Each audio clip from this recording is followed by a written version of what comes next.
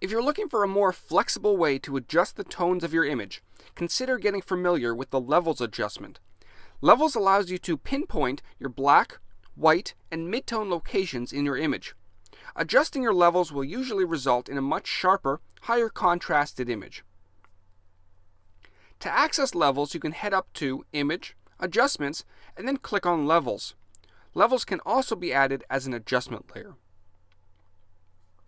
In the center of our Levels dialog box, we have our histogram. The histogram is one of the most important features in Photoshop that you should become familiar with. This graph shows you how much of your image contains pure black, pure white, and everything in between. The left side of your histogram represents pure black, the right side is pure white, and the center area are the midtones. In a perfect world, your histogram would look something like this. Notice how it starts at one end and ends at the other, and the graph has a nice fluid motion. This ensures us that the tones in our image are more or less okay. When looking at your histogram, there are a few things that you want to look out for. First, you want to make sure your graph travels from pure black to pure white without any gaps or large spikes at the end.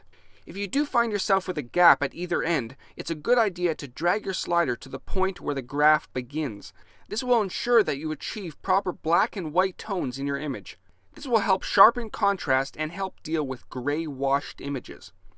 As for the midtone slider, this essentially controls the brightness of your image.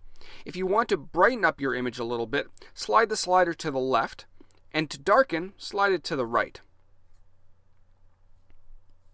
We also have 3 dropper tools that we can work with.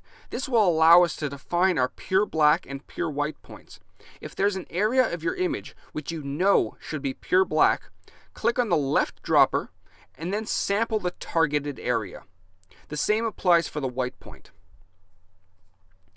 As for the middle dropper, this is a little more complicated when dealing with photos. This dropper defines the gray point in your image. It's best to ignore this dropper and stick with the sliders. And finally, down below, the output levels can reduce contrast if your image contains too much contrast or you're after a certain style of your photos. And that's Levels in Photoshop, a very useful feature to help control the tones of your image. In many cases, using auto levels will provide a decent result, but it's usually best to fine-tune your images for the perfect outcome.